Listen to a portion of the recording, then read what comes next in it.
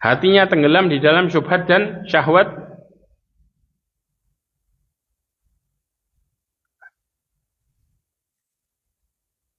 Kemudian juga tidak ada kebaikan yang masuk ke dalam dirinya, sehingga kemudian hatinya tidak lapang melakukan kebaikan.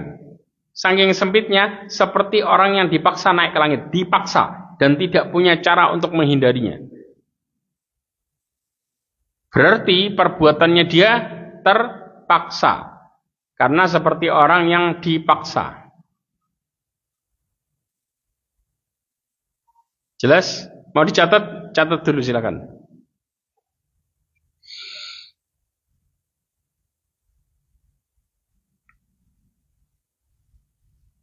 Sudah? Mau nggak dicatat dulu?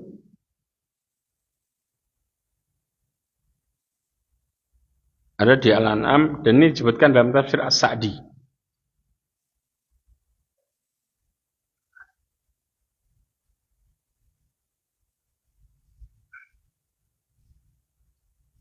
Makanya kenapa disebut sholatnya menjadikan dia apa? Tersiksa.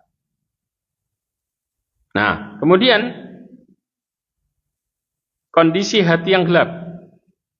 Perhatikan baik-baik. Kata Imam Qatadah dan Imam Al-Hasan mengatakan rahimahullah bahwa barang siapa yang sholatnya tidak bisa menahan dari perbuatan fahsy, keburukan dan kemungkaran, maka sholatnya menjadi perusak dirinya. Subhanallah. Sholat tapi tambah rusak.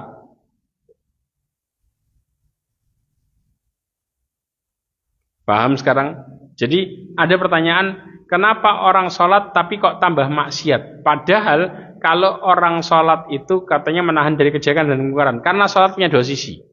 Sisi seseorang yang menjadikan sholatnya terasa nyaman sehingga dia benci sama maksiat. Dan sisi yang membuat orang sholat kemudian maksiatnya masih jalan. Akhirnya sholatnya menjadi perusak dirinya. Jelas? Oke.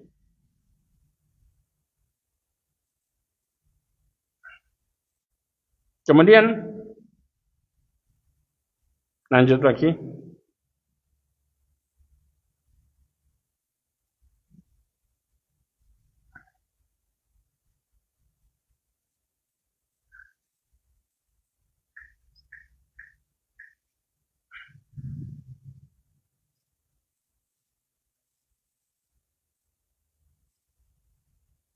Nah, seseorang ketika gelap hatinya atau kemudian tertutupi hatinya karena kemaksiatannya, maka mereka akan mendapatkan 5 kegelapan sekaligus.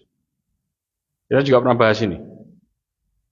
Yang pertama disebutkan di dalam tafsir, di mana Allah berfirman, "Dzulumatun ba'duha fawqa ba'd." Gelap gulita yang bertumpuk-tumpuk. Apa yang dimaksud gelap gulita yang bertumpuk-tumpuk? Kalau sudah maksiatnya parah, hatinya mati, maka kemudian dia akan mendapatkan 5 kegelapan. Yang pertama, gelapnya perkataannya. 1. Jelas? Perkataannya jadi gelap. Artinya yang keluar dari lisannya cuma kata-kata buruk, mencaci maki, gosip, macam-macam sudah. Yang kedua, gelapnya amalnya. Amalnya yang menimbulkan ngikutin hawa nafsu terus. Jadi amalnya nggak bisa diharapkan kebaikan. Ya, sudah omongannya gelap, amalnya buruk lagi. Ditambah masuk keluar ke gelap. Dia sebentar kelihatannya baik, masuk buruk lagi. Jadi terus seperti itu.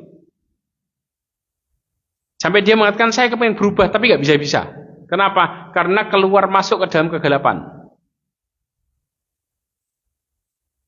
Kemudian di hari kiamat gelap. Sebagaimana Rasulullah mengatakan, "Adzulmu dzulumatun yaumal qiyamah." Kedzaliman adalah kegelapan di hari kiamat.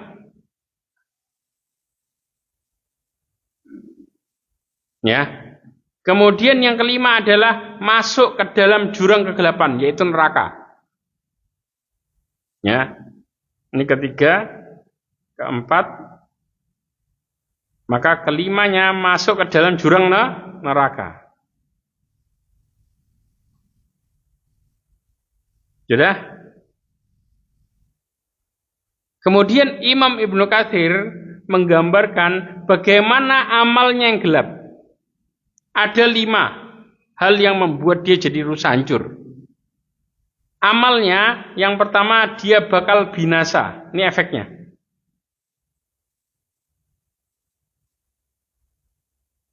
Jelas?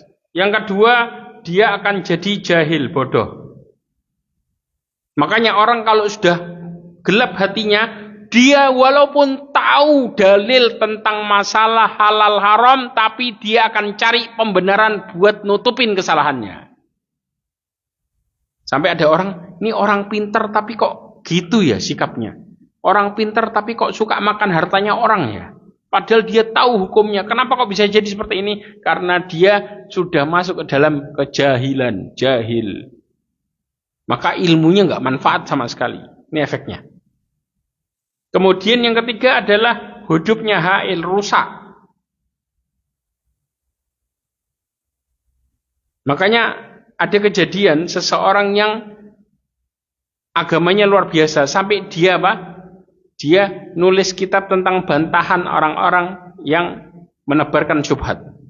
Ujung-ujungnya apa? Ujung-ujungnya dia murtad kemudian jadi ateis di akhir hidupnya.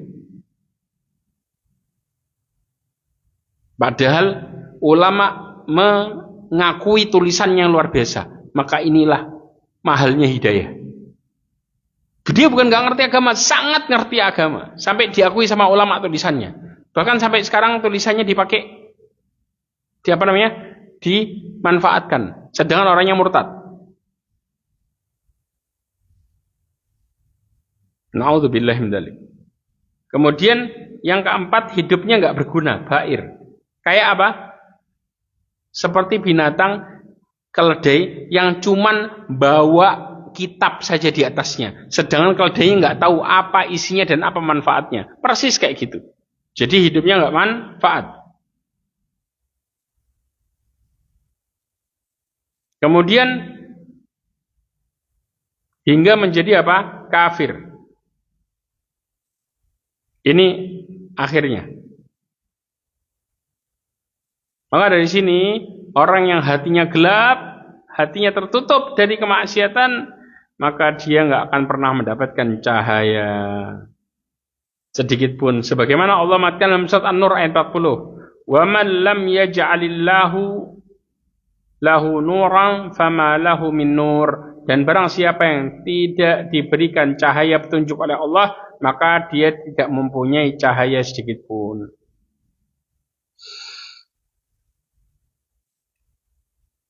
Kemudian juga Allah mengatakan surat Al-A'raf ayat 186, "Wa may yudlilillahu fala hadiyalah." Barang siapa yang Allah sesatkan, maka tidak akan ada yang memberikannya petunjuk.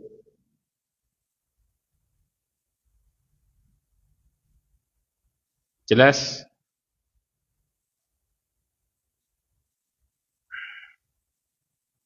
Nah, kemudian kita masuk ke dalam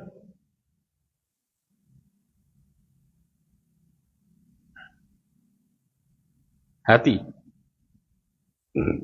Bagaimana hati yang awalnya sehat jadi sakit? Nih, hati yang sakit, yang mulai tertutupi dengan kemaksiatan, efeknya. Catat baik-baik. Yang pertama, dia akan mulai sakit karena masuk ke dalamnya kemaksiatan, sehingga habis maksiat bakal maksiat berikutnya. Allah mengatakan fi qulubihim maradun fazadahumullahu marada. Ya, di dalam hatinya ada penyakit, maka Allah tambahin penyakitnya. Apa yang dimaksud? Kata Syekh Abdurrahman Ibn Nasir As-Sa'di, hukuman kemaksiatan adalah kemaksiatan berikutnya. Jadi efek orang bermaksiat adalah dia akan maksiat lagi. Kalau amalnya diterima, dia akan melakukan amal saleh berikutnya. Tapi kalau amalnya ditolak, maka dia akan tutupi dengan kemaksiatan. Ini disebutkan di dalam surat Al-Baqarah ayat 10. Penjelasannya, ini dia penjelasannya. Ya, Ibnu Rajab Al-Hambali menjelaskan barang siapa yang tulisan merah, perhatikan, melakukan kebaikan, kemudian dia lanjutkan dengan kebaikan yang lainnya, maka tanda diterimanya amal yang pertama. Tapi barang siapa yang melakukan kebaikan, kemudian dilanjutkan dengan amal keburukan, maka tanda tertolaknya amalnya, tidak diterima. Berarti apa? Kebaikan yang pertama berubah jadi maksiat. Bisa nggak kebaikan berubah jadi maksiat? Sangat bisa. Karena Allah nggak nerima, Allah melihat ada kesalahan, sehingga Allah tolak. Akhirnya hasilnya berikutnya maksiat, bukan taat. Makanya tadi orang yang sholatnya tertolak, dia habis sholat maksiat. Nah itu yang terjadi. Jelas? Karena di dalam tafsir Ibnu Katsir disebutkan min thawabil hasanah, ya, balasan dari kebaikan al hasanatu ba'daha, yaitu kebaikan selanjutnya. Nah, min thawab min jazai sayyi'ah, balasan keburukan. Jadi kebaikan yang tadi awal dilakukan, kalau ditolak maka Allah cap sebagai keburukan, yaitu keburukan setelahnya. Jadi semua amal kita kelihatan diterima dan enggaknya bukan pas beramal. Jangan salah, tapi terlihat setelahnya. Semua amal diterima atau tidak terlihat setelahnya. Kalau setelahnya baik maka diterima. Maka kalau setelahnya buruk maka ditolak. Makanya orang kalau mau lihat Ramadannya benar atau enggak, lihat di bulan Syawalnya. Kalau dia lanjut taat berarti diterima. Kalau berhenti maka ditolak. Jelas?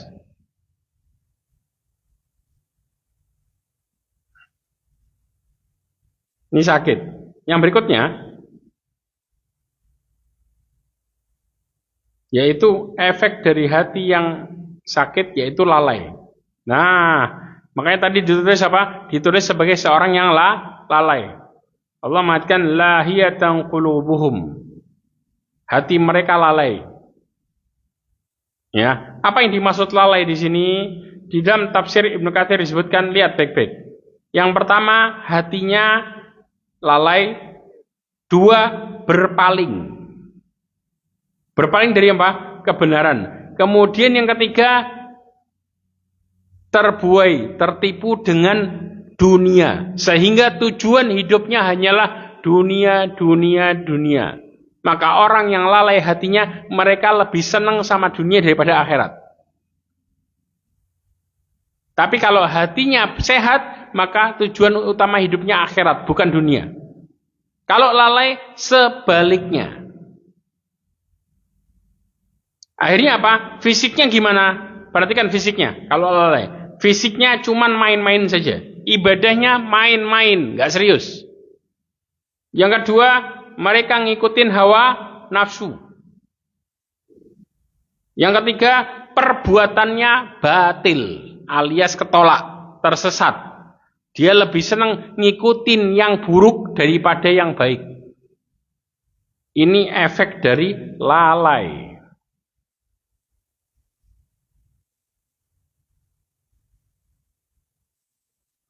Jelas? Ini kita baru masuk kepada sakit, belum masuk mati. Kalau hati mati lebih parah lagi.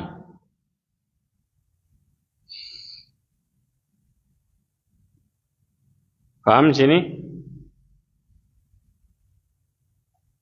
Kemudian kita masuk ke mati. Contohnya langsung. Ciri-ciri hati mati yang pertama adalah hatinya buta. Hatinya buta. Disebutkan dalam surat Al-Hajj ayat 46. Afalam yasiru fil ardi fatakunu lahum qulubu ya'qiluna biha au adanu yasma'una biha fa innaha la ta'mal absar walakin ta'mal qulub. Nah ini dia. Maka apakah mereka tidak berjalan di atas muka bumi, kemudian mereka mempunyai hati, dengan itu mereka bisa memahami, atau mempunyai telinga, dengan itu mereka bisa mendengar. Karena sesungguhnya bukanlah mata mereka yang buta, tapi hatinya yang buta. Jelas, hati yang di dalam dadanya yang buta. Apa yang maksud dengan hatinya buta? Yaitu tidak bisa mencerna pelajaran. Makanya ibu-ibu, Ma'asyiral mu'minin wal mu'minat rahimani wa rahimakumullah, coba perhatikan, kita punya teman diajak kajian keluar nggak nyambung sama sekali. Ini apa tadi ngomong? Sejam saya nggak paham sama sekali. Kenapa? Karena Allah buat hatinya buta, sehingga nasihat-nasihat nggak bekas sama sekali di hatinya, habis. Ini efeknya. Mau dinasihati dia cuma mandok-mandok, habis itu nggak dilakuin sama sekali. Itu hatinya buta. Ya.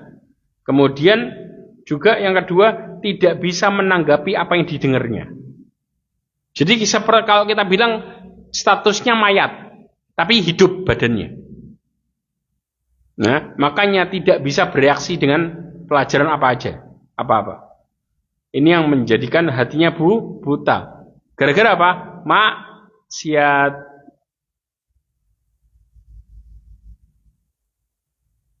Jelas?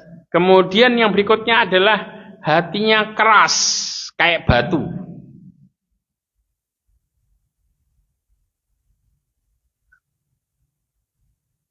Ya, Allah mengatakan, walau kunta faddan ghalidhal qalbi lan faddu min hawlik. Kata Allah, seandainya engkau wahai Muhammad, ya, bersikap keras, lagi berhati kasar, maka tentu mereka akan menjauh dari sekelilingmu. Makanya kenapa Allah itu menjadikan Rasulullah lembut hatinya. Di sini keras, hatinya keras, yaitu ciri-cirinya kasar dalam berbicara dan berkeras hati. Jadi kalau seandainya hatinya sudah keras, bicaranya kasar, gak enak sama sekali, didengarnya nyakitin terus.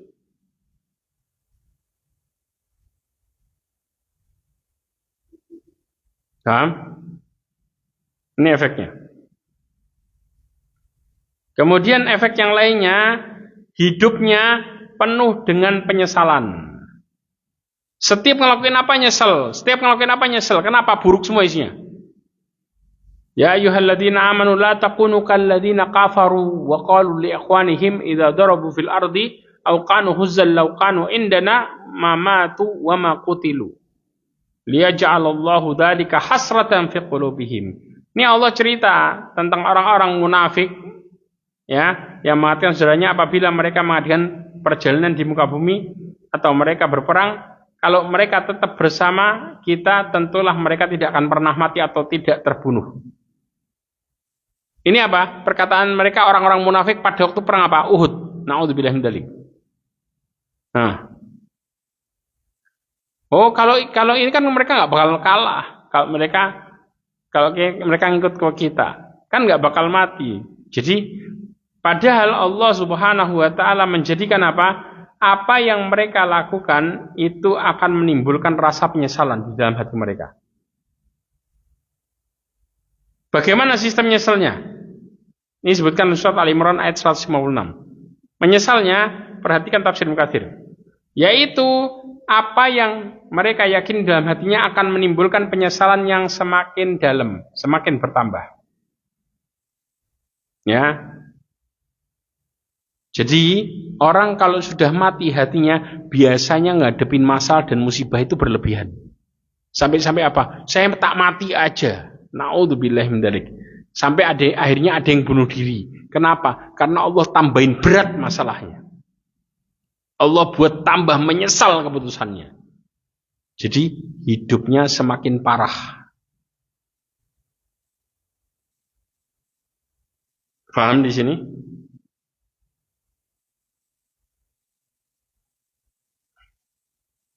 Ini di antara contohnya.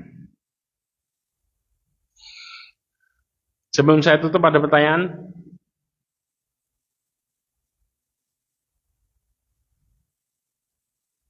Silakan. Allah.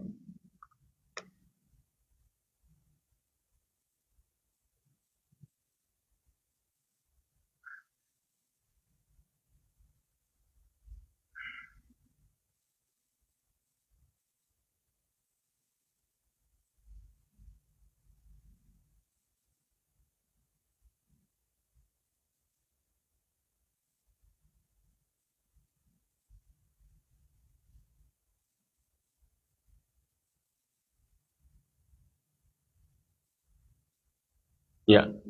Ada pertanyaan?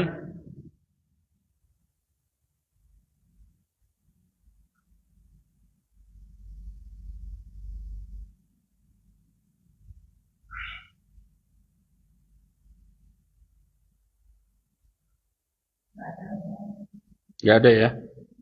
Jelas berarti? Hah?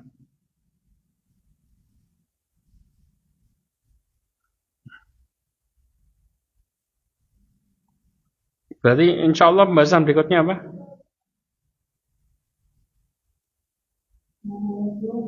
Waalaikumsalam kata ya.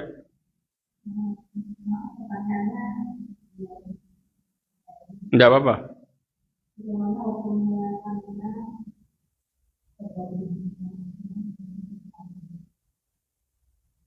Oke, haji pertama tanpa mahram. Kita harus paham dulu kondisinya gimana.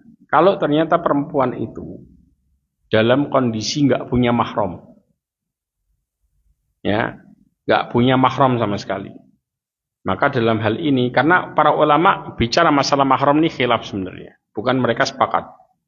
Karena apa? Karena Rasulullah SAW pernah mengatakan kepada seorang sahabat, kalau umurmu panjang, ya, maka engkau akan melihat seorang perempuan tawaf di Ka'bah sendirian, dan tidak mereka takut kecuali kepada Allah.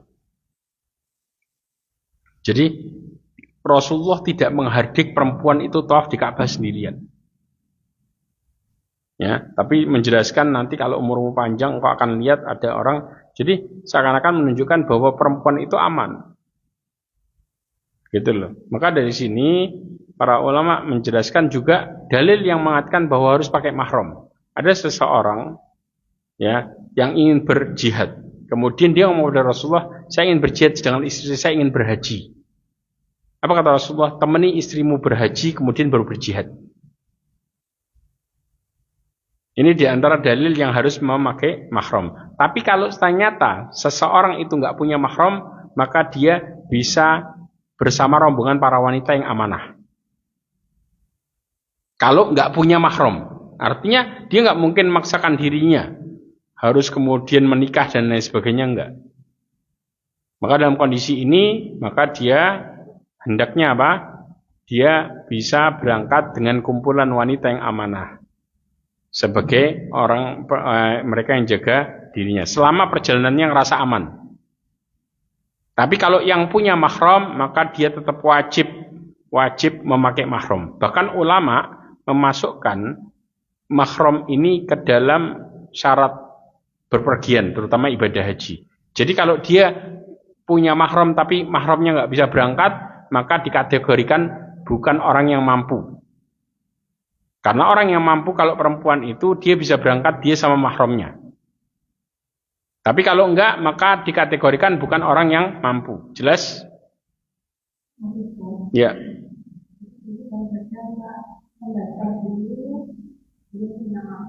Terus.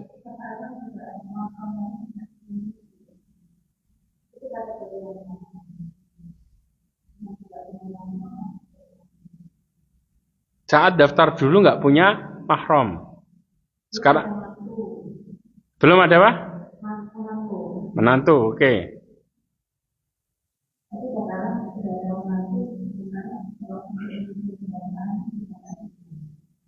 Nah itu dia. Tapi apakah mahramnya cuma menantu aja? Oh, oke. Coba saya bahas di pertemuan berikutnya ya. Saya belum bisa jawab untuk sekarang ini. Karena itu kondisi kasus khusus ini. Karena sekali lagi ini khilaf di antara para ulama. Ya, tentang permasalahan ini khilaf kuat. Ada yang memasukkan wajib ada mahram, ada yang mengatakan enggak. Karena Rasulullah menjelaskan perempuan tawaf sendirian dan Rasulullah tidak mengatakan perempuan itu rusak tawafnya atau bagaimana. Ini prinsipnya.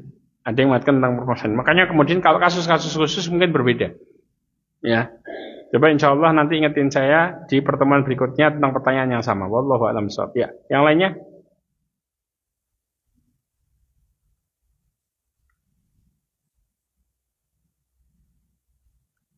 Yang lainnya? Gak ada? Kalau nggak ada kita tutup, ya. Ya, ya silakan. Waalaikumsalam warahmatullahi wabarakatuh. Ya.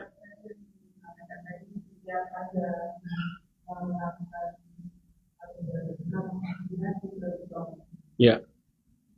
Apakah ini bisa dengan sholat atau hanya jadi bisa juga maka ini dengan sholat. Ya, tobat itu nggak harus diiringi dengan sholat. Tidak harus diiringi dengan sholat. Artinya ketika kita mengatakan, ya Allah aku minta ampun kepadamu, kemudian kita juga beristighfar, itu disebut dengan tobat. Talabul maghfirah.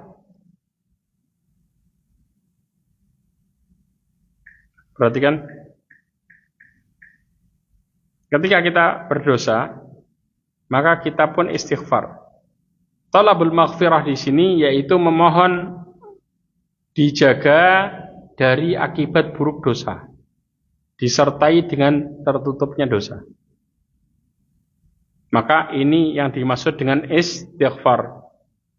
Ya, jadi kalau kemudian seseorang itu meminta ampun kepada Allah Azza wa Jalla dengan istighfar, maka pada dasarnya akan terhapus dosanya dan menghilangkan dampak dosanya, yaitu hukumannya. Hukuman. Jelas? Serta perlindungan dari akibat buruk dosanya. Di sini meminta ampun, ya, bukan sekedar dengan apa? Dengan salat. Ada nggak cara lain juga meminta ampun juga? Ada.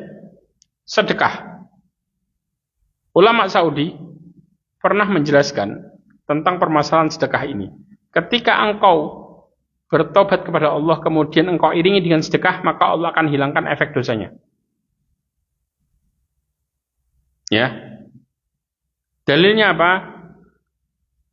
Kata Rasulullah dalam hadisnya, sadaqatus sir tutfi'u ghadabar rabb. Saya kasih.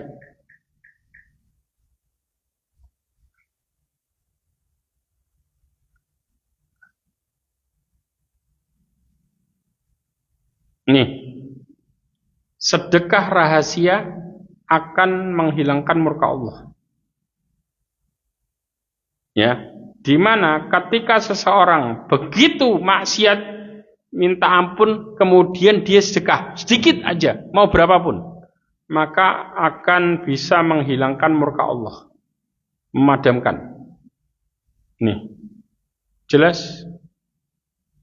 Ini diantaranya.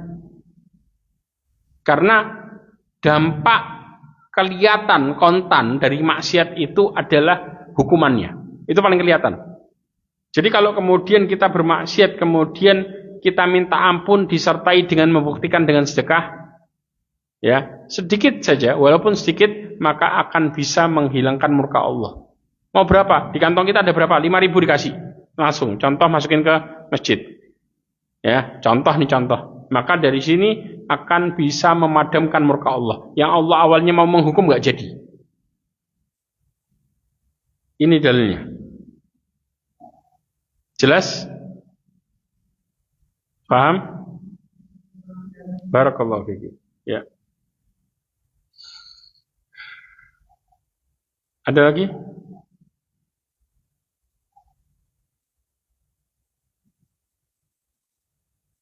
Oke.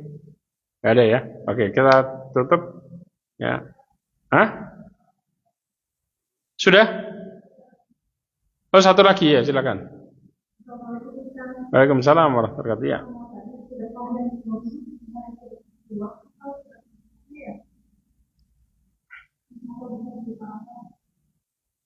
Oke.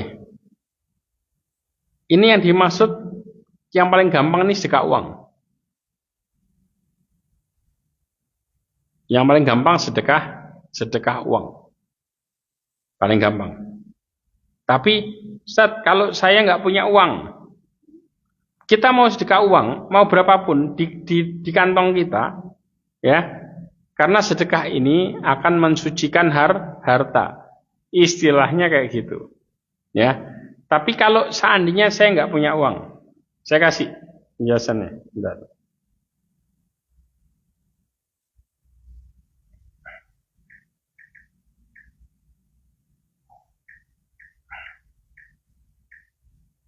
Ya. Taruhlah contoh yang gampang, saat saya nggak punya uang, bagaimana cara saya kemudian sedekah?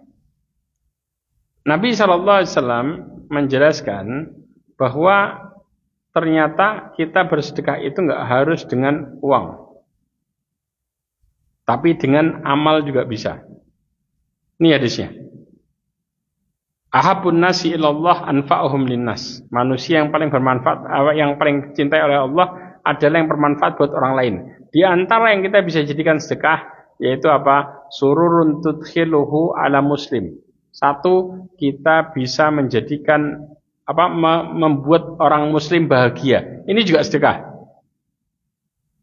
Ya. Membuat orang lain bahagia ini sedekah.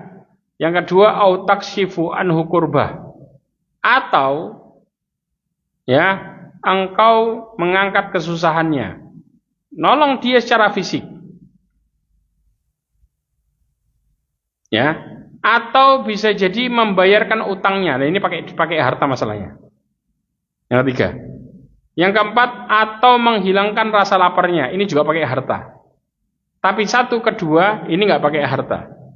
Kenapa? Karena efeknya. Kalau kita nolong orang, maka dampaknya kata Rasulullah li'an amsya.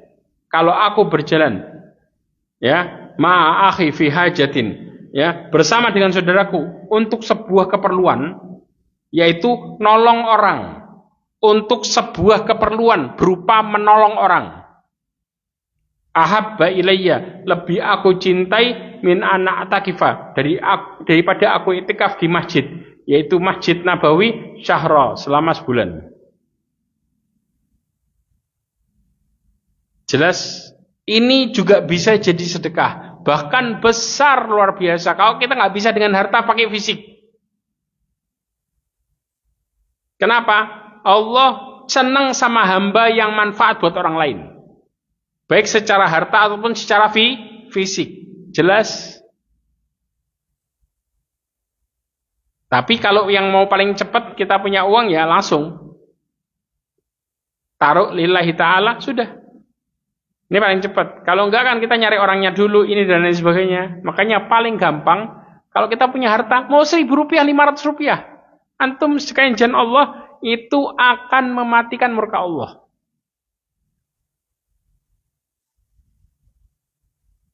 Jelas? Wallahu a'lam bishawab.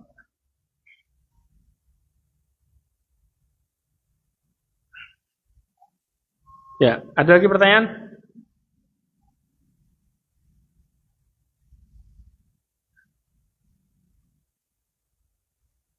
Kalau nggak ada? Ya, cukup ya. Oke. Ya, mudah-mudahan apa yang kita pelajari hari ini bermanfaat. Insya Allah pembahasan berikutnya apa? Judulnya? Supaya saya ingat-ingat. Pembahasan berikutnya apa ini?